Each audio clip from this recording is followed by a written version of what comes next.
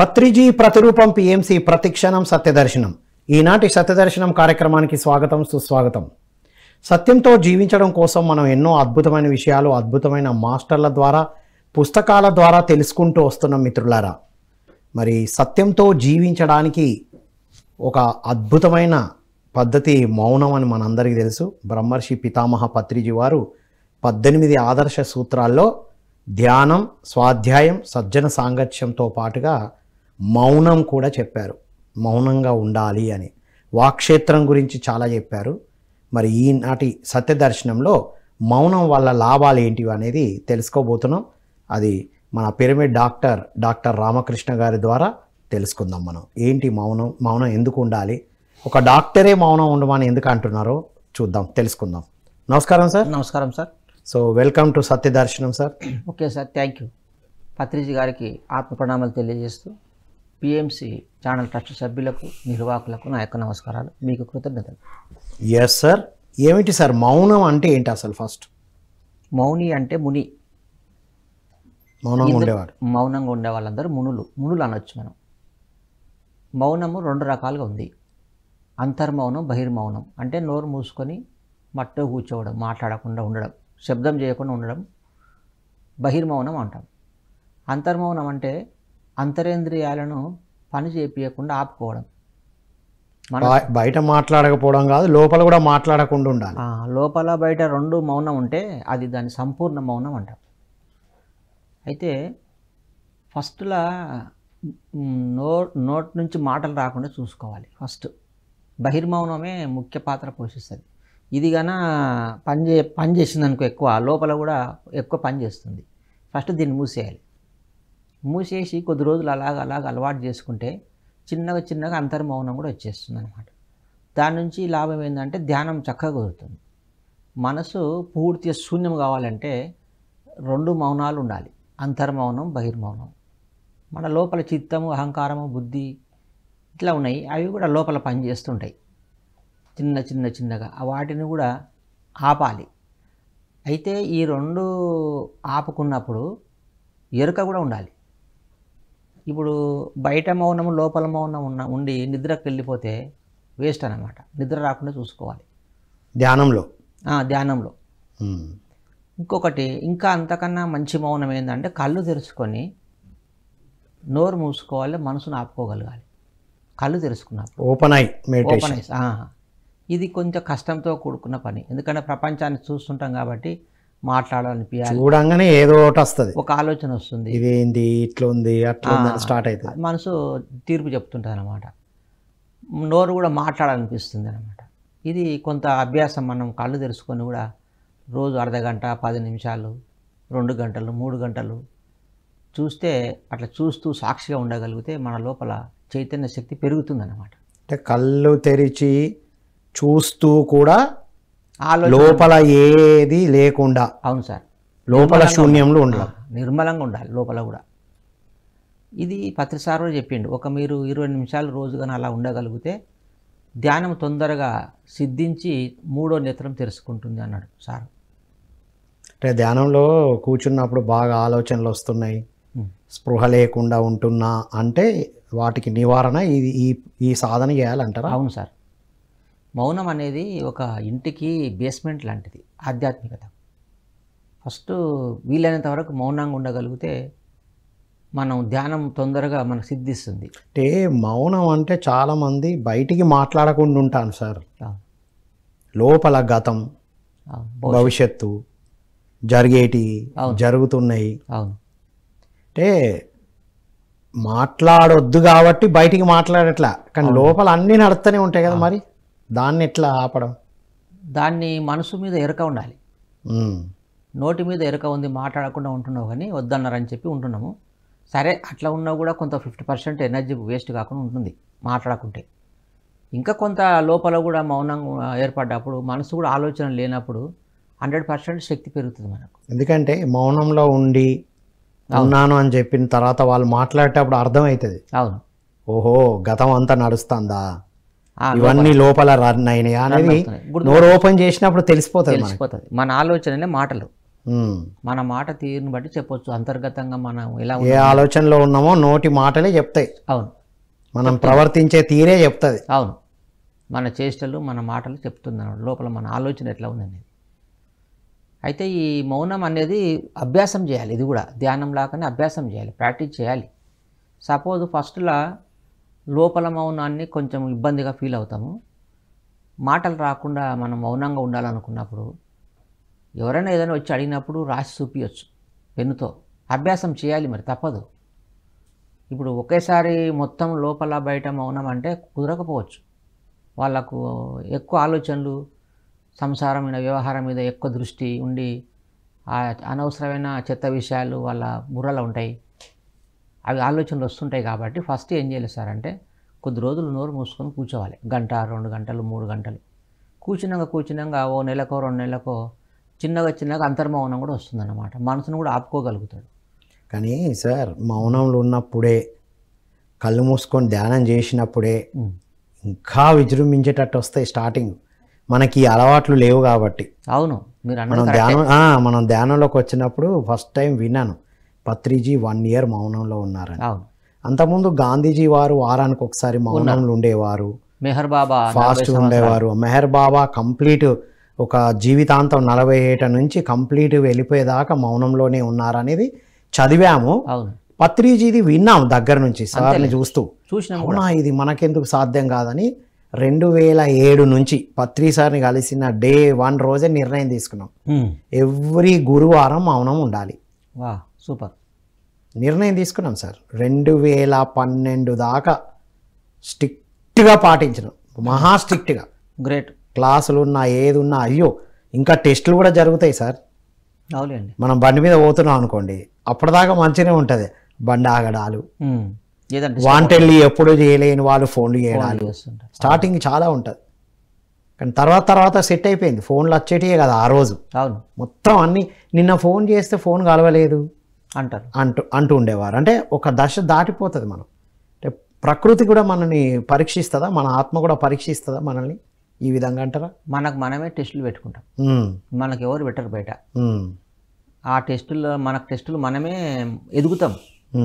ఎట్లా, ఇప్పుడు సపోజ్ ఫోన్లు ఎక్కువ వచ్చినాం అనుకోని మౌనంలో ఉన్నప్పుడు, అంతకుముందు రాని ఫోన్లు కూడా ఎక్కువ వస్తున్నాయి అనుకోండి, అది మన ఎదుగుదలకే ఉపయోగపడుతుంది. మనం ఎట్లుంటామని. అవును, మీరు పరిశీలించుకొని దాన్ని ఆపుకోగలుగుతాం. అది ఎప్పుడు లేని కొత్త వాళ్ళు వచ్చి ముందర కూర్చుంటారు ఇంకా మనల్ని టెస్ట్ చేయడానికి. ఇంకోటి, మౌనము అభ్యాసం అనేది ఒక్కరం ఉన్నప్పుడు ఉండొచ్చు, కానీ 10 మందికి వెళ్ళినప్పుడు ఉండగలగాలి. మెయిన్ అది. ఒంటరిగా ఉన్నప్పుడు మౌనం ఉండడం గొప్పతనం కాదు. 10 మందిలో 100 మందిలో ఉన్నప్పుడే మౌనంగా ఉండాలి. అవును సార్, అప్పుడు మన ఎనర్జీ పెరుగుతుంది, మనకు అది అభ్యాసం బాగా అవుతుంది. ఇంకా 10 మందిలో మాట్లాడకుండా ఉన్నప్పుడు ఒక్కరు ఉన్నప్పుడు ఇంకా ఈజీగా ఉండగలుగుతారు. ఒక్కరు ఉన్నప్పుడు తప్పదు కాబట్టి ఉంటారు సార్. అంతే. ఇప్పుడు ఎవరు లేరు కాబట్టి ఉండడం కాదు, అందరూ ఉన్నా ఉండాలి. అది ప్రాక్టీస్. అయితే గతంలో అడవులకు వెళ్ళేవారు మౌనం కోసం. డిస్టర్బ్ చేస్తారు. పాసిబుల్ కాదు, మనం సాధించలేము, ఎవరికి ఏదో చెప్పాల్సి వస్తుంది అని చెప్పి 1 2 ఏళ్ళు బయటికి వెళ్ళేవాళ్ళు ప్రకృతిలకు ఉండి. ఆ ఎనిమల్స్ను, ఆ ప్రకృతిని చూసి ఆస్వాదించి వాళ్ళ లోపల కొంత మౌనం వచ్చేది. అయితే ఒకసారి చిత్తధ్వజుడు అనే రాజు కొడుకు ఉంటాడు. ఆయనకు ధ్వజుడు ఆయన కొడుకు శ్వేతకేతుడు. అప్పుడు ఆ రాజు ఏం చేస్తాడంటే, కొడుకు ఎదిగింటాడు కదా, వయసు మీద పడి ఉంటుంది, బాగా 26 27 ఏళ్ళు వచ్చింటాయి. ఇతను కూడా రేపు రాజును చేయాలి కదా అని చెప్పి కొన్ని మంచి లక్షణాలు కావాలి, యుద్ధ విద్యలు నేర్చుకోవాలని ఆ గురువు దగ్గరకు పంపిస్తాడనమాట. పంపిస్తే ఆ గురువు తీసుకొని ఎన్నో విద్యలు నేర్పుతాడనమాట. ఒక 2-3 సంవత్సరాలు పడుతుంది, అన్ని విద్యలు నేర్చుకొని ఇంకా పొమ్మని చెప్తాడు. ఇంకా అతను శ్వేతకేతుడు వాళ్ళ ఇంటికి వస్తుంటాడు అనమాట, అన్ని విద్యలు నేర్చుకొని. ఇంకా వాళ్ళ తండ్రి లోపల చూస్తుంటాడు అన్నమాట, బంగ్లాల నుంచి కిటికీలోకి వెళ్ళి చూస్తే ఈ శ్వేతకేతుడు కాలర్ ఎగిరేసుకుంటూ వస్తుంటాడు అనమాట. చాలా గర్వంగా మీద వస్తుంటాడు. తండ్రి చూసి గుర్తుపడతాడు. లోపలికి వచ్చినాక అడుగుతాడు, అన్ని విద్యలు నేర్చుకున్నావంటే, అన్ని విద్యలు వస్తాయి నాకు, నా పేరు కూడా 4 దిక్కులో తెలిసిపోయింది, నేను చాలా గొప్పగా ఉన్నా అని చెప్తానమాట. అప్పుడు తండ్రి గుర్తుపట్టి, వీనికి అన్ని విద్యలు వస్తాయని ఒక విద్య రాదని గుర్తుపడతాడు. బట్టి నీకు ఒక విద్య రాదు, అది నేర్చుకొచ్చుకో మళ్ళీ అంటాడు అనమాట. ఏం విద్య అని అడుగుతాడు. నేర్పరాని విద్య ఒకటి ఉంది, అది నేర్చుకొచ్చుకో, నేను మళ్ళీ లెటర్ రాసిస్తాను చెప్పి మళ్ళీ గురువు దగ్గరికి పంపిస్తాడు. ఆయన చదువుకొని చూస్తాడు అన్నమాట. చూసి ఆ గురువు నిజమే కదా, అసలైన విద్య లేదు వీని దగ్గర అని, ఎట్లా నేర్పాలి నేర్పరాని విద్య అని ఒక 100 పశువులు ఇస్తాడనమాట. ఎనిమల్స్ తీసుకెళ్ళి తూర్పు దిక్కు పోయి ఈ 100-200 అయ్యే వరకు నువ్వు తిరిగి రావద్దని చెప్తాడు. 100 పశువులు 200 అయ్యేదాకా రావద్దు, అప్పుడు రా అని చెప్తాడు అనమాట. సరే అని వెళ్తాడు తీసుకొని. అట్లా కొన్ని సంవత్సరాలు అవుతుంది. అక్కడ మాట్లాడడానికి ఎవరు లేరు, అంత ప్రకృతే ఉంది. అవి డబల్ అవుతాయి. అవి ఆ జంతువులే మాట్లాడుకుంటుంటామంట. శ్వేతకేతుడు మర్చిపోయాడు, మనం ఇంత ఎక్కువ అయినాం కదా, డబల్ అయినాం కదా అని చెప్తుంటే విని అప్పుడు అతనికి ధ్యాసకు వస్తుందన్నమాట. అంత మౌనంలోకి వెళ్ళిపోతాడు అతను. తిరిగి రిటర్న్ వస్తుంటే గురువు చూసి ముఖంలో ఆ తేజస్సు, ఆ కళ, అతని ప్రవర్తన చూసి ఎంత అద్భుతంగా మారిండు కదా ఇతనని పంపిస్తాడు అన్నమాట. అంటే మనం ఎన్ని విద్యలు ఉన్నా, ఎంత నాలెడ్జ్ ఉన్నా, మౌనం అనేది లేకపోతే అన్నీ వృధా అవుతామని చెప్పి వాళ్ళ తండ్రి శ్వేతకేతునికి మౌన విద్య నేర్పిస్తాడు అన్నమాట. ఎవరు నేర్పలేని విద్య అది నేర్పరికి ఎవరికి వాళ్ళే సాధన చేయాలి, చేసుకోవాలని. దానివల్ల లాభాలు చెప్తారు, మౌనం ఉన్న వాళ్ళ అనుభవాలు చెప్తారు తప్ప ఎవరికి వారే అది ప్రయాణం చేయాలి. మౌనం గురించి మాట్లాడితే అర్థం కాదు సార్, మౌనం గురించి ఉంటేనే అర్థమవుతుంది. అనుభవమే జ్ఞానం కాదు సార్, అనుభవిస్తేనే దాంట్లో మనకు. ఇంకొకటి చూడండి, ఇప్పుడు మనం మౌనం ప్రాక్టీస్ చేస్తేనే మనం ఎన్ని వేస్ట్ మాటలు మాట్లాడినాం అనేది మనకు అర్థమవుతుంది. మనం ఎంత అనవసరంగా మాట్లాడినాం కదా ఇతరులతో నా టైం అంతా వేస్ట్ చేసుకున్నా, వేస్ట్ మాటలు మాట్లాడినా కదా, ఇన్ని వేస్ట్ మాట్లాడినా నేను అనిపిస్తుంది మౌనంలోకి వచ్చినాక. ఏదైనా దాన్ని అనుభవిస్తేనే దాన్ని రుచి తెలుస్తుంది కదా ఏదైనా. నిజం. ఈ 2025 నుంచి అయితే అసలు మాట్లాడాలన్న అనిపించట్లేదు సార్, తగ్గిపోయింది. ఏం అవసరం మాటలు, అలా యాక్షన్తో. పత్రి సార్ మెసేజ్ ఒకటి విన్నాం మనం, రాబోయే రోజుల్లో అసలు మాటలే ఉండవు చెప్పిండు సార్ ముందు. మాటలే ఉండవు, ఓన్లీ అందరి ఆలోచనలు అందరికీ తెలుస్తాయి, ఇంకా మాట్లాడేందుకు. ఇంకోటి మాట్లాడకుండా ఉన్నప్పుడు కొట్లాటలు లేవు, పీకులాటలు ఉండవు, యుద్ధం ఉండదు. మాట పెరిగే కదా అన్ని ఇబ్బందులు వచ్చేటి. అవును, నువ్వు నన్ను ఇలా అన్నావు, నువ్వు నాలా అన్నావు, ఇదే కదా సార్ వచ్చేది. మాటతోనే అన్న వస్తున్నాయి. మౌనమే అయినప్పుడు ఇంకా ఇబ్బందే లేదు. ఇంకొకటి, మనం ఎన్ని ఎక్కువ సమస్యలు ప్రాబ్లమ్స్ వచ్చినప్పుడు ఎంత మౌనంగా ఉంటే అంత అభ్యాసం అవుతుంది మౌనం. కానీ అలా ఉండరు, ఆ సమస్యను చెప్పాలని. అవును, 100 మందికి వచ్చిన ప్రతి ఒక్కరికి చెప్పి అది కారణం ఏంటిది, ఎవరెవరు ఏం చేశా డీటెయిల్డ్గా మాట్లాడడమే చెప్తా ఉంటారు. మాట్లాడితేనే అన్ని విషయాలు సాల్వ్ అవుతాయి అనుకుంటారు. మౌనంలోనే ఎక్కువ సాల్వ్ అవుతాయి. పివి నరసింహారావు గారు విన్నాం కదా, మనం చదివాం. కఠినమైన సమస్యలో కూడా మౌనం ఉండేవాడు. అవును, ఆటోమేటిక్ అది. మనం మౌనం ఉన్నప్పుడు మన అంతరాత్మ అంతా ఇన్ఫర్మేషన్ ఇస్తుంది. హృదయం సత్యం చెప్పబడుతుంది. మన నోరు ఆ మనసు పనిచేయకుండా అయినప్పుడు మన హృదయం మాట్లాడుతుంది అనమాట, చక్కటి సందేశాలు ఇస్తుంది. అయితే కొంతమంది మౌనంలో ఉండి ఏం సాధించిందో ఒక ఇద్దరు గురించి తెలుసుకుందాం మనం. అహల్య భర్త ఋషి అన్నమాట, ఆయన మహర్షి. అతను ప్రతిరోజు ఉదయం 3:30కు లేచి సముద్రానికి పోయి స్నానం చేసి వచ్చేవాడు, వచ్చి ధ్యానం చేసుకునేవాళ్ళు గతంలో. ఆ ఉదయం 3:30కు తొలిగోడి కూస్తుంటుంది అనమాట. అప్పుడు వాచ్లు లేవు. ఇంకా కోడి కూర్చుందని చెప్పి సముద్రానికి పోయి స్నానం చేస్తుంటే ఆ రోజు ఎందుకో నీళ్ళు పెరిగి లేకుంటాయి. ప్రతిరోజు పెరిగేటి వాటర్ సముద్రం తెల్లవారుదాంన. అతను డౌట్ వచ్చి మళ్ళీ ఇంటికి రిటర్న్ వస్తుంటారు అనమాట. చూద్దాం ఎందుకు ఈరోజు కోడి ఏమన్నా పొరపాటున కూర్చుందే అంటే, ఇంటికి వచ్చి చూస్తే పరిస్థితులు వేరే లేకుంటాయన్నమాట. ఇంద్రుడు అహల్య మీద మనసు పెట్టుకొని ఆ కోడిలాగా ఆ రూపాన్ని మార్చుకొని దాన్ని అట్లా చేస్తే ఆయన వెళ్ళిపోతాడు, మళ్ళీ రిటర్న్ వస్తుంటాడు. వచ్చేటాళ్ళకే ఇంద్రుడు అతని రూపంలో ఉంటాడనమాట. తన రూపాన్ని మార్చుకుంటాడు, కానీ అహల్య గుర్తుపడుతుంది కాడని. అప్పుడు అతను గౌతమ మహాముని వచ్చి ఇంద్రుని చూసి కొంత డిస్టర్బ్ అవుతాడు, బాగా డౌట్ వస్తుంది అనమాట భార్య మీద. ఎంతో ఇబ్బంది పెట్టి తిట్టి అందరు తీసుకొచ్చి కొట్టిపిచ్చి అన్ని ఇబ్బందులు పెడతాడు అనమాట అహల్యను.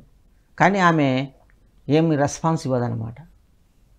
ఇంకా నాకు ఇప్పుడు ఉన్న ఏకైక మార్గం మౌనమే అని తెలిసిపోతారు అని ఆ ధ్యానంలో కూర్చుంటుంది అనమాట. బాగా సాధనలో కూర్చొని ఆ మౌనము, ధ్యానము, బహిర్మౌనం, అంతర్మౌనం అయినాక ఆమె సమాధి స్థితిలోకి వెళ్తుంది అనమాట. ఆలోచన లేని స్థితిలో కూర్చుంటుంది. కూర్చున్నప్పుడు రామునికి కనెక్ట్ అవుతుంది, శ్రీరామచంద్రుని కనెక్ట్ అవుతాయి ఆమె. రాముడు వచ్చి ఆమెను లేపి అందరికీ మంచిగా పరిచయం చేస్తాడు అనమాట. మీరు అనుకున్నట్లు కాదు, ఇది ఈమె ఎంతో గొప్ప యోగీశ్వరాలు అని అందరికీ పరిచయం చేస్తాడు మళ్ళీ మంచిగా. అయితే పురాణాల్లో ఏముందంటే అహల్య శిలగా మారితే రాముడి కాలు తగిలితే మళ్ళీ మంచిగా శిలగా నువ్వు శిల అవుగాక అని చెప్పిస్తే తను శపిస్తాడు గౌతముడు అనేది చదివాం. ఒక స్టోరీ ఉంది కదా. అది దాని నుంచి మనం ఏం తెలుసుకోవాలంటే ఎటువంటి క్లిష్ట పరిస్థితులు ఎదురైనప్పుడు మనం నోరు మూసుకొని ఊకుండడం మేలు అనిపిస్తుంది. ఇప్పుడు మనం ఏదైనా చెప్పడానికి పోతే ఎక్కువ అవుతుంది. ఇప్పుడు చూడండి, టీవీ నైన్ వచ్చినప్పుడు సార్ ఒక్క మాట మాట్లాడాలి. ఏం చెప్పనికపోయినా ఎవరు అర్థం చేసుకుంటారు దాన్ని? ఎవరికి అంత జ్ఞానం ఉంది? ఒకరోజు మౌనం అంటే శిలలాగా ఉండ్రి, శిలలాగా అయిపో, అంతే, ఏం మాట్లాడ కదలక మెదలక ఉండు అంతే. కానీ సరైన శక్తి తగిలినప్పుడు, అవును, సరైన వ్యక్తి వచ్చినప్పుడు ఆ మౌనానికి మంచి ఫలితం అనేది వస్తుంది. 100%. రాముడు కలవడమే ఒక గొప్ప ఫలితం. అవును, చూడండి, శిలలాగా మౌనంగా ఉంటే ఒక మహాపురుషుని యొక్క సాంగత్యం దొరుకుతుంది అని దీనిలో అర్థం చేసుకోవచ్చు సార్. Yes, correct. అది అలా స్ఫురణకు వస్తుంది. దైవ గుణాలు ఉన్న వాళ్ళు వస్తారు మన దగ్గర. అంటే మన లోపల ఆ ఎనర్జీ పెరిగితేనే కదా ఇంకొకటి మన వేరే వాళ్ళు వచ్చి మనకు కనెక్ట్ అయ్యేది.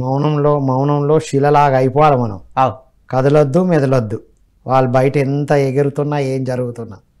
వావ్, మంచి మెసేజ్. ఒక ఊర్లో ఒకరికి పిల్లలు సంతానం లేదనమాట, భార్య భర్తలకు. వాళ్ళు ఎన్నో నోములు వ్రతాలు చేసేవాళ్ళు వెనకటి గతంలో. చేయంగా ఒక కుమారుడు పుడతాడు. వాడు పెద్దగా అవుతాడు.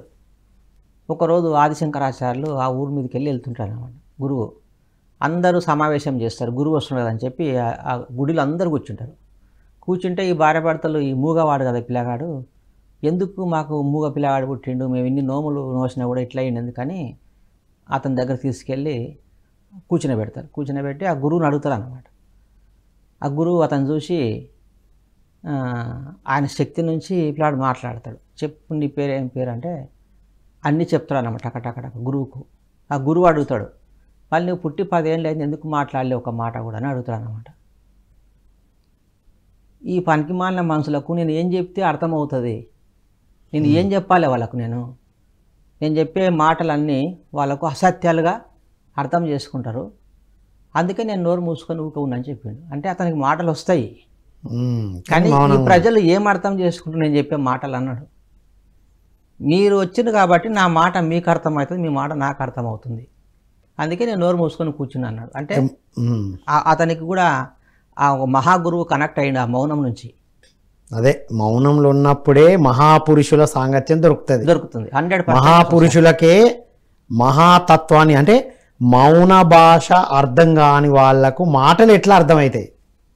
అది కరెక్ట్, మీరు అన్నది కూడా అది ఒక నిజమే. మౌనంగా ఉంటేనే అర్థం కానప్పుడు మౌనంగా ఉన్నారు అంటే దాని వెనకాల కారణం ఉంది. అంటే ఇది మనకు చిన్నప్పటి నుండి ఎట్లా చెప్పింది సార్, నచ్చకపోతే మౌనంగా ఉండాలి, తప్పు ఇద్దరి మధ్యన ఇబ్బంది పడ్డారు, వారికి శిక్ష చేయడానికి మౌనంగా ఉండాలి. ఎదుటి వాళ్ళు మాట్లాడకుండా మౌనంగా ఉంటే తట్టుకోలేరు సార్, గొప్ప శిక్ష అది. నాతో మాట్లాడతలేరు కదా. మౌనంగా ఉంటే కూడా వాళ్ళు తట్టుకోకపోవడానికి, ఎందుకంటే మౌనం గొప్పతనం వాళ్ళకి తెలియకని అజ్ఞానం. జనరల్గా మౌనం నచ్చనప్పుడు మౌనంగా ఉండు అంతే, ఏం నచ్చకపోతే మౌనంగా ఉండు. మౌనంగా ఉంటే నీకు నచ్చలేదని అర్థం చేసుకోండు మనకు నేర్పించారు. ఇంకోటి మౌనము అర్ధాంగీకారం అన్నారు కదా, నువ్వు సగం తప్పు చేసినాను ఒప్పుకున్నట్టు సైలెంట్గా ఉంటే. అయితే అది ఆధ్యాత్మికంగా నిజం అది. ఎందుకంటే ఇప్పుడు నేను ఒక నేరం చేస్తే నాకు ఆ నేరం నుంచి నాకు ఈరోజు పనిష్మెంట్ పడే పరిస్థితి వచ్చింది.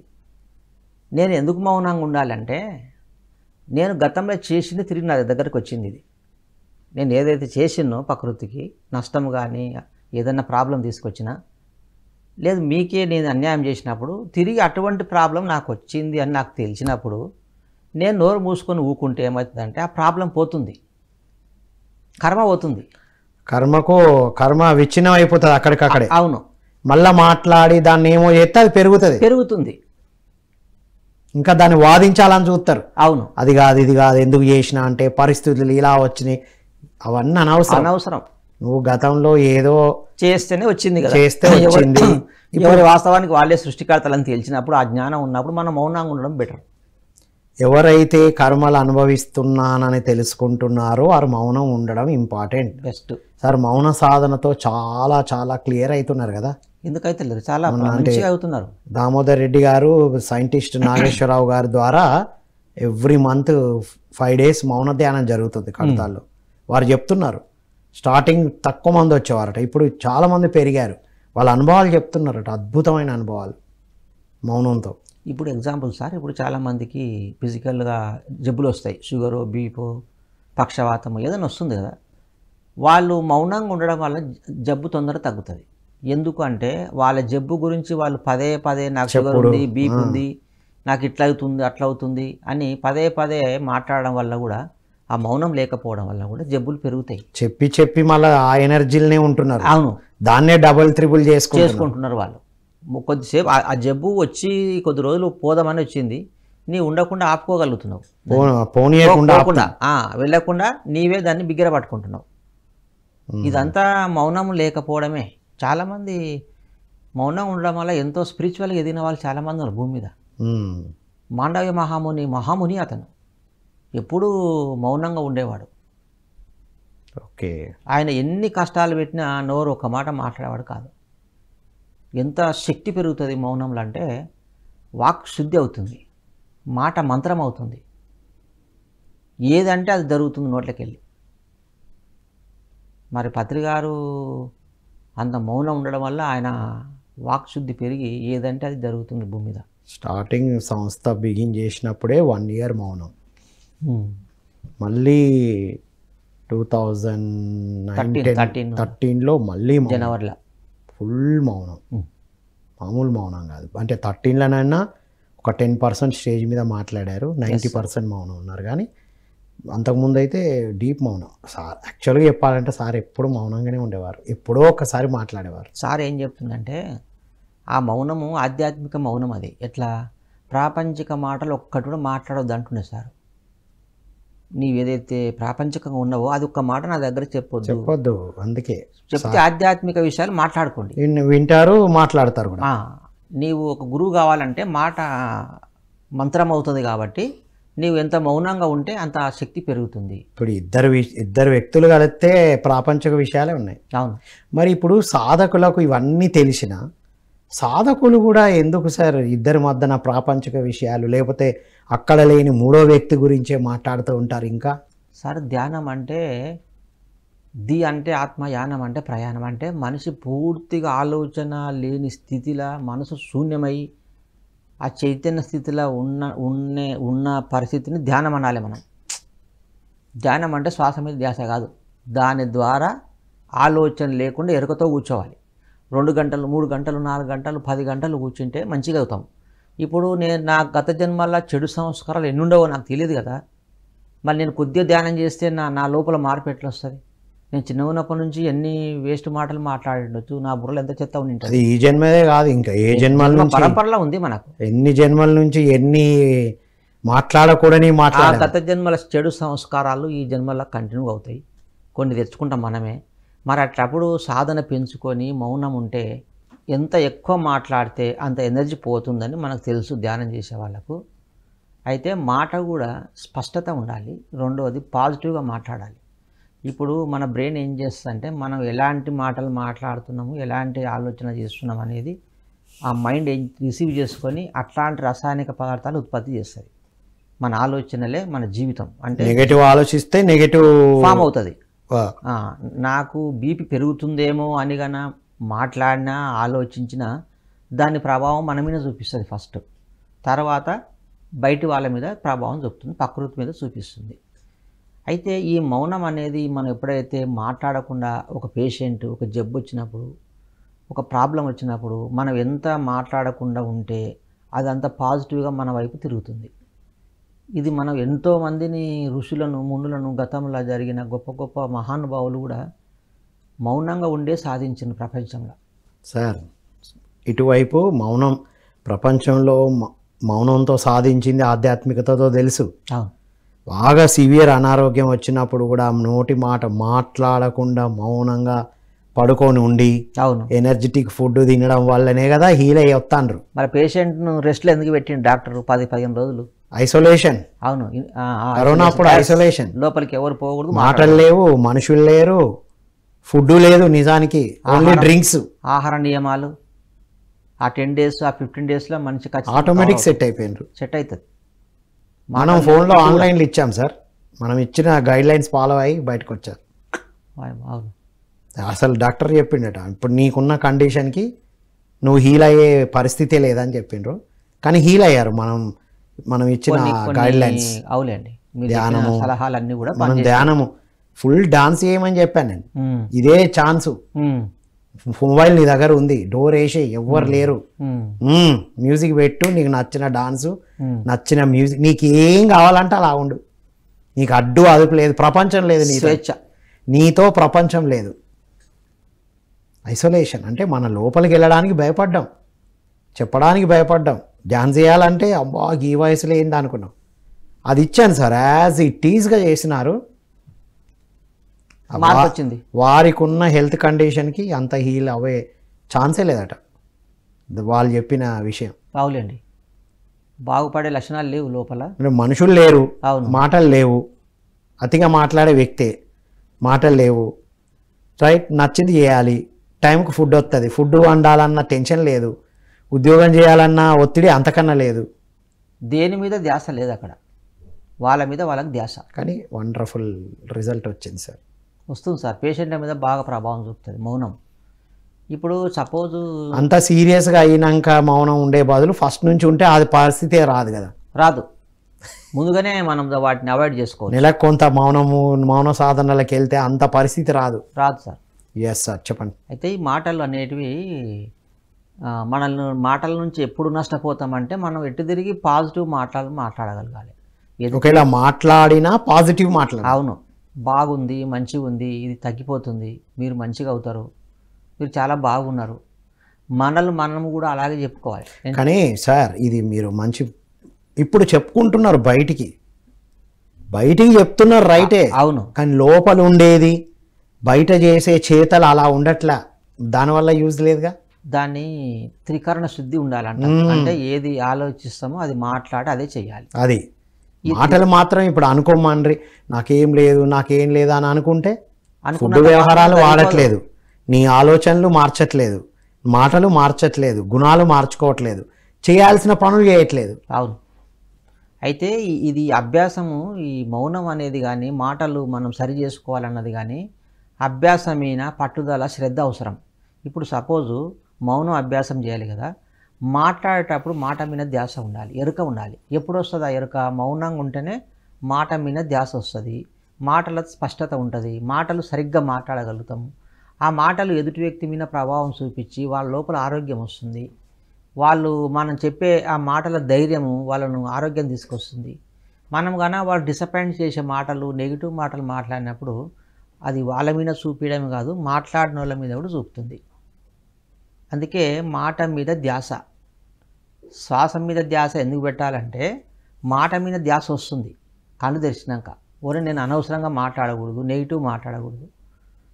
ఇంకోటి, ఏదన్నా మనం ఈ ధ్యానంలోకి వచ్చినాక ఒక వ్యక్తి కలిసినప్పుడు 110 మాటలు మనం మంచివి మాట్లాడతాము, 190 నెగిటివ్ మాట్లాడతాం. ఈ మౌనము ప్రాక్టీస్ చేస్తే 10 వేస్ట్ మాట్లాడతాం, 90 మంచి మాటలు మాట్లాడతాం. రివర్స్ అవుతాం మనం, పూర్తి ఎరుక వచ్చేస్తుంది అన్నమాట మాట మీద ధ్యాస. యాక్చువల్గా రావాలి, వస్తేనే సాధకులు అంటాం. ఇప్పుడు పత్రిసారి చెప్పిన ఒకటే ఒక అద్భుతమైన వాక్యం ఏంటంటే, మీరు నాలాగా గురువు కావాలంటే మాటలు సరి చేసుకోమన్నాడు. ఆలోచనల గురించి పట్టించుకోవద్దు, మీ చేష్టల సంబంధం. సార్, ఈ జన్మ ఏ జన్మలోనైతే మాటలు వాక్క్షేత్రం శుద్ధి అవుతుందో ఆ జన్మ ఆక జన్మ అవుతుంది అన్నారు. చూడండి, ఒక్కొక్క స్టెప్ లో ఒక్కొక్కటి చెప్పారు సార్. అవును, బుద్ధుడిలాగా తిరిగితే అన్నారు. అవును, అది అయిపోయింది. టీవీ మన 2020లో ఇంట్లో కూర్చోవడం అలవాటు అయితే అన్నారు. తర్వాత వాక్క్షేత్రం శుద్ధి చేసుకుంటే అన్నారు. అంటే ఎన్ని స్టెప్స్ చెప్పారు, ఒక్కటి కాదు. కూర్చోవాలి, చదవాలి, వినాలి, మౌనంగా ఉండాలి, సేవ చేయాలి, ఈ పంచసూత్రాలు చెప్పారు. ఇవి కొంచెం స్వాధ్యాయము, సజ్జన సాంగత్యం చేస్తే ఏమవుతుంది సార్ అంటే మౌనంలోకి వెళ్ళిపోతాం. ఎట్లా? ఇప్పుడు స్వాధ్యాయం చేసేటప్పుడు పెద్ద మాట్లాడడం కదా, మనసు ఒక్కటే పని చేస్తుంది, కొంచెం మౌనం వచ్చేస్తుంది.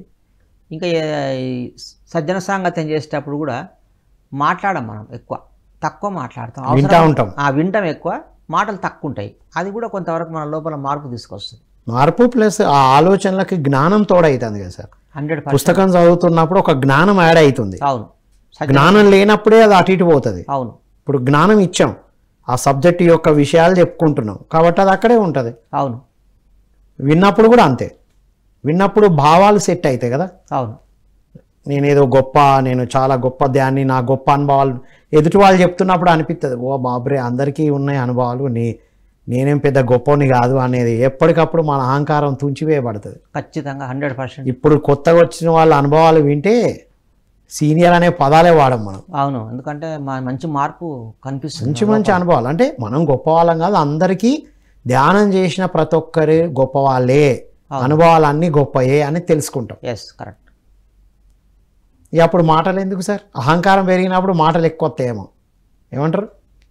నేను ఒక మాట మాట్లాడుతుందంటే అది అహంకారం కిందకే వస్తుంది అన్నారు మునులు అందరూ కూడా. అది ఆత్మకు సంబంధం లేని మాట్లాడాలనిపిస్తుంది అంటేనే అహంకారం ఉన్నట్లు. ఇప్పుడు నేను మాట్లాడకపోతే రామకృష్ణ గారు ఏమనుకుంటారో అట్లా, మాట్లాడకపోతే పనులు జరగవేమో అనుకుంటాం. ఇదంతా అహంకారం అన్నారు.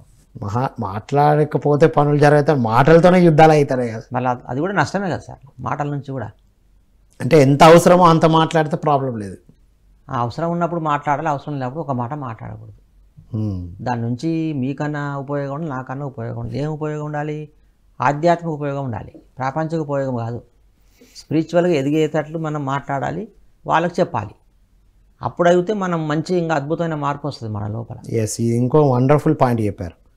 వాక్కులు ఎదుటి వాళ్ళను ఉన్నతంగా తీర్చిదిద్దాలి. అవును సార్, ఆధ్యాత్మిక దిగజార్చే విధంగా ఉండొద్దు మన మాటలు. అవును, అది ఎట్లా వస్తుంది? మౌనం ద్వారా మాటల స్పష్టత వస్తుంది, క్లారిటీ వస్తుంది. మనం మాట్లాడే మాట వాళ్ళ మీద ప్రభావం చూపుతుంది. ఇప్పుడు ప్రతిసారి ప్రభావం చూపడం వల్లే మాంసం తినకుండా అయినా మనందరం. మామూలు వ్యక్తులు చెప్తే మనం విన్నామా? ఏ సంస్థల ఎంత మహా యోధులు చెప్పినా వినలేదు మాంసం విషయం. అది మనకి ఇక్కడ తాకలే. సార్ కూడా చెప్పలే ధ్యానం చేయండి మార్పు వస్తుంది, మౌనంగా ఒకటే మాట చెప్పారు. అవును, అంతే. నిజం, సార్ అయితే తెప్పింది అయితే తక్కువ సార్, కానీ మారిన వాళ్ళు ఎక్కువ. ధ్యానం చేయమని చెప్తే అది ఎదుటి వ్యక్తులు చేస్తున్నారంటే ఈ గురువు దగ్గర ఎంత శక్తి ఉంటుంది మనం అది కూడా ఆలోచించుకోవాలి. ధ్యానం చేయమని చెప్తే కూడా చేశారు అంటే కూడా ఆయన అనుభవ జ్ఞానమే. అనుభవ జ్ఞానము, మాట పవరు, తపశక్తి ఆ మౌనం నుంచి వచ్చింది. మేము అందరం ఫస్ట్లో ప్రపంచం అంతా ధ్యానమయం అయిపోతుందంటే కొద్దిగా ఆశ్చర్యపోయేవాళ్ళం. ఎట్లా అవుతుంది అసలుకు? కొన్ని కోట్ల మంది ఉన్నారు, అందరూ ధ్యానం చేయడం ఎంత కష్టం కదా అనుకునేవాళ్ళం. కానీ ఆయన వాక్ శుద్ధి, మాట, ఆ మాటనే మారుస్తుంది ఈరోజు. అందుకే జీసస్ శరీరం వదిలిపెట్టేటప్పుడు కూడా నేను మాట్లాడిన సత్యాలన్నీ భూమి ఉన్న రోజులు ఉంటామన్నాడు ఆయన. వాళ్ళ మీద ప్రభావం చూపుతుంది నా మాటలు అన్నాడు. అవి దేవుని రాజ్యం మీ లోపలనే ఉంది, మనం దేవుని కుమారులం అని చెప్పాడు. అది రిపీట్ మళ్ళీ పత్రికారు ఆయన మాటలు అందరు చెప్పిండు మళ్ళీ. అది బైబిల్లో కూడా ఉంది, రాసుకొని చూడండి. ఆయన మాటలు సత్యమైన మాటలు స్థిరంగా ఉంటాయి, అసత్యమైనవి పోతాయి, ఉండవు. ఇది అల్టిమేట్ పాయింట్ సార్. చాలా విషయాలు చెప్పుంటారు కానీ అవి మొత్తం ఒక రత్నాలు. ఇప్పుడు ఆ మాట వింటే ఇప్పుడు కృష్ణ భగవానుడు చెప్పారు, ఉద్ధరేది ఆత్మన ఆత్మన. భగవద్గీత ఉంది కదా ఇప్పటికి, ఇంకా ఆయన మాటలు స్పష్టత ఉంది. ఆయన చెప్పిన మాటలే కదా. అవును, ఓషో చెప్పిన మాటలే పుస్తకాలు. అవును, పత్రిజీ చెప్పినయే పుస్తకాలు, ఆడియోలు. డైరెక్ట్ పిఎంసీలో అయితే సారే మాట్లాడే కొన్ని వందల వీడియోలు, మాటలు, వేమన్న మాటలే పద్యాలు ఈరోజు పోతుంది. ఇంకా అయిపోయా కథం. అంటే ఆ క్లారిటీ ఎప్పుడు వస్తుంది మాటలు అంటే మన మౌనము, ధ్యానం ద్వారా వస్తుంది. ఇంకా దేని ద్వారా? వేమన గురించి మాట్లాడితే ఏమి మౌనం సార్, అది శరీర స్పృహనే కోల్పోయి ఉన్నాడు, ఏమి లేకుండా. Yes, correct. శరీరం అనేది దాటిపోయారు. సోక్రటీస్ కూడా ఆయన ఉదయం నుంచి సాయంత్రం వరకు అందరినీ దేవుని చూసినావా, దేవుణ్ణి నీవు గుర్తుపట్టగలుగుతావా, తెలుసుకున్నావా దేవుని గురించి అని, ఇట్లాంటి ఆత్మ గురించి, దైవం గురించి చెప్పేవాడు. ఆయన వెంబడి ఎంతోమంది పోయేవాళ్ళు ఆ సత్యమైన మాటలకు. ఆయనకు కొంచెం శిక్షలు పడినాయి. ఎవరికి? సోక్రటీస్కు. అప్పటి రాజు శిక్షించాడు అన్నమాట, నువ్వు మాటలు తప్పుడు మాట్లాడుతున్నావని. ఈయన సత్యమే మాట్లాడుతున్నాడు కానీ వాళ్ళకి అర్థం కాలేవి, వాళ్ళకు వ్యతిరేకంగా ఉంది, వాళ్ళ ఆలోచన తగ్గట్టు లేవు. మాటలు, ప్రాపంచికమైన మాటలు మాట్లాడింటేనేమో వాళ్ళు ఒప్పుకునేవాళ్ళు. ఇవి ఆధ్యాత్మిక కాబట్టి ఈయన చెప్పిన మాటలు వాళ్ళకి అర్థం కాలేదు. 3 రకాల శిక్షలు వేసాడు. రాజ్యాన్ని వదిలిపెట్టన్నావో, లేకుంటే నీ నీ మాటలు వాపసు తీసుకో అన్నాడు. నువ్వు చెప్పిన మాటలని అబద్ధం అని చెప్పు మళ్ళా తిరిగి అన్నాడు. లేదంటే విషయం తీసుకుంటావా, ఈ 3 ఏదైనా ఒప్పుకో అన్నాడు.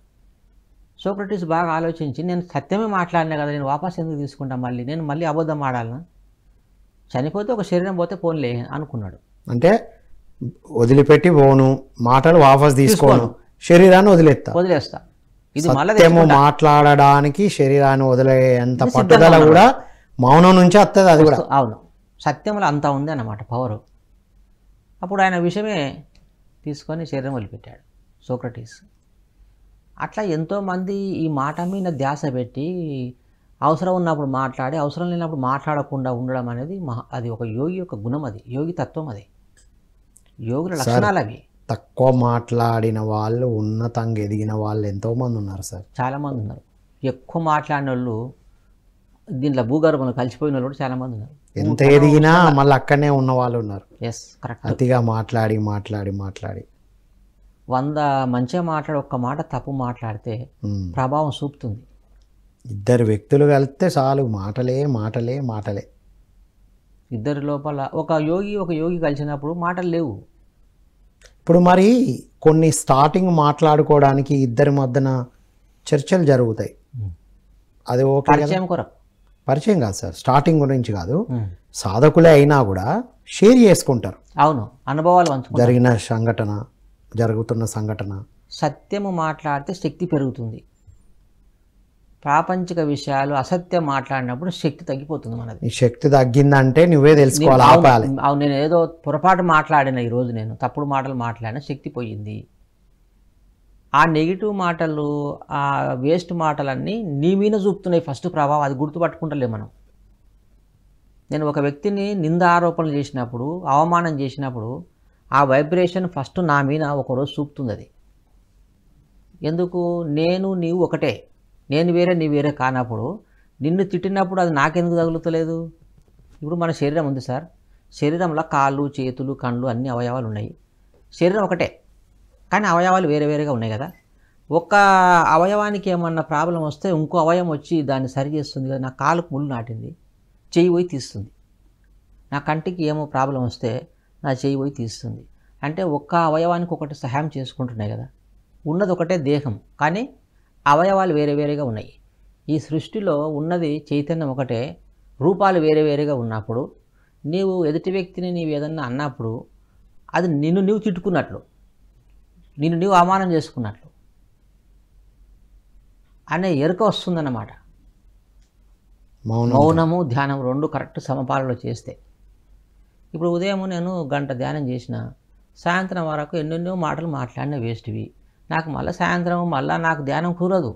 సాయంత్రం దాకా వెళ్తున్నారు సార్, పిరమిడ్ల దగ్గరకు వచ్చి 2 గంటల లోపల చేసి బయటకు వచ్చి గంట సేపు మాట్లాడుకొని ఇంటికి పోతే యూజే లేదు కదా. తీసుకున్న శక్తికి ఇంతంత, మాట్లాడింది అంత. వచ్చేటప్పుడు మాట్లాడకుండా పోయేటప్పుడు మౌనంగా పోవాలి కదా. ధ్యానం అయిన తర్వాత ఎక్కువ మౌనం ఉండాలి, ఫస్ట్ పాయింట్ అది. మాట్లాడకూడదు. మీరు శక్తి తీసుకున్నారు కదా, అనుభవాలు చెప్పాలి.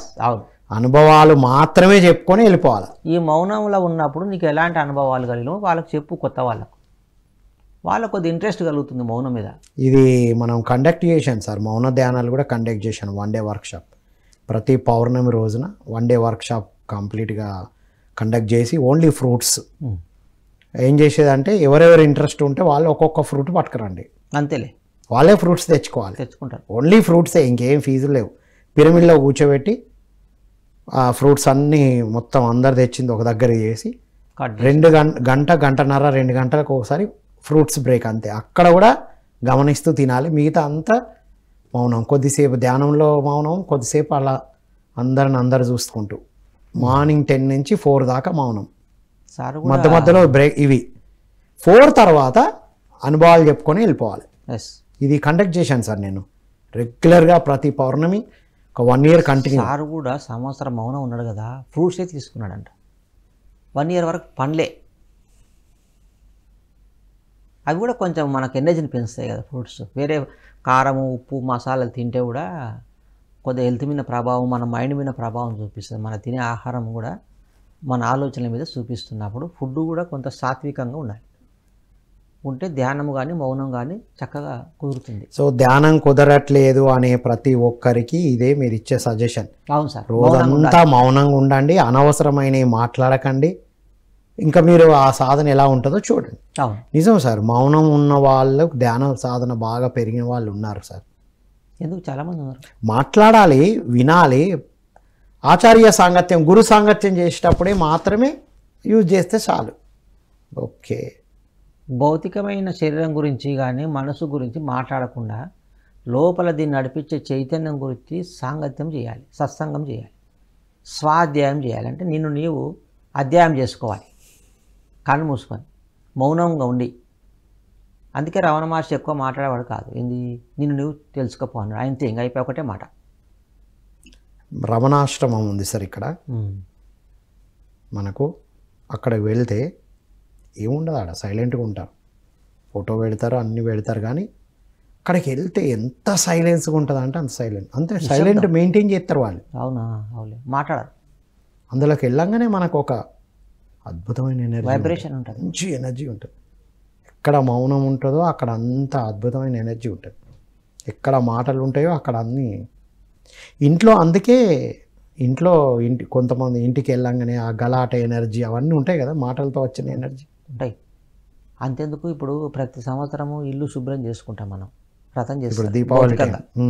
ఎందుకు ఆ పెయింట్ వేయాలి, ఎందుకు వ్రతం చేసుకుంటారంటే భౌతికంగా మన ఆలోచనలు, మన మాటలు అన్ని నెగిటివ్ గోడలు తీసుకుంటాయి, అన్నీ రిసీవ్ చేసుకుంటాయి. అది కూడా శక్తి, ఎనర్జీ, అది కూడా భగవంతుడి నుంచి వచ్చింది, భౌతిక పదార్థం.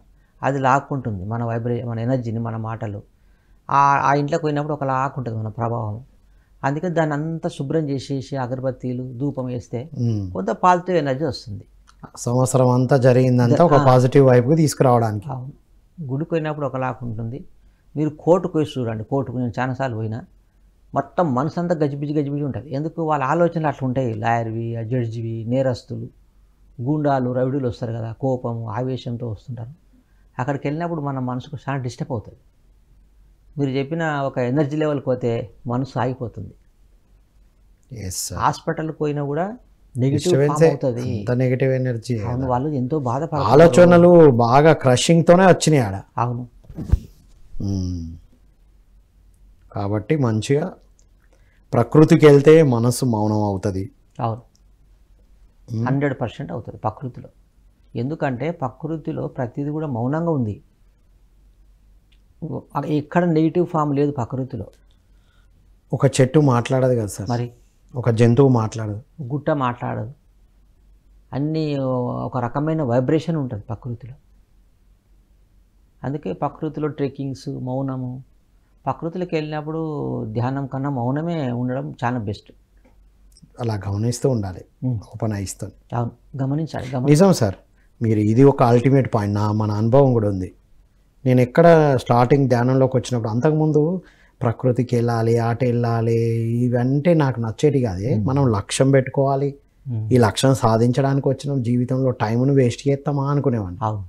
ధ్యానంలోకి వచ్చినప్పటి నుండి ప్రకృతి నన్ను లాగేది సార్. ఇంట్లో ఉండాలనిపించేది కాదు, పోయి ఆ చెట్టు కింద కూర్చునేవాడిని. ఒక రకమైన ఆనందానికి లోనవుతాం. నన్ను ఎప్పుడు ప్రకృతి ఎప్పుడు లాగేది. ఇట్లా వెళ్తుంటే ప్రకృతి కనబడ్డది అనుకోండి, అంతే అక్కడ పెట్టేయడం, ఆ ప్రకృతిని గమనిస్తూ, అలా గమనిస్తూ ఉంటే ఆ చెట్ల యొక్క ఎనర్జీస్ అన్నీ నా గ్రీనిష్, కళ్ళన్నీ గ్రీన్ అవ్వడం, బాడీ అంతా గ్రీనిష్ అవ్వడం అనేది జరిగింది సార్. గుర్తుపట్టారు మన మిత్రులు, ఇది కళ్ళు అంతా గ్రీన్ అయినాయి అంటే ఇప్పటిదాకా ప్రకృతిని చూశారు. మిలారాప కూడా గ్రీన్ అయిపోయి మలమూత్రాలు కూడా గ్రీన్ వచ్చేసి, ఎస్, అంత రిసీవ్ అయిపోయింది. Wonderful sir. చివరగా మీ మెసేజ్ సార్ ఇవాళ.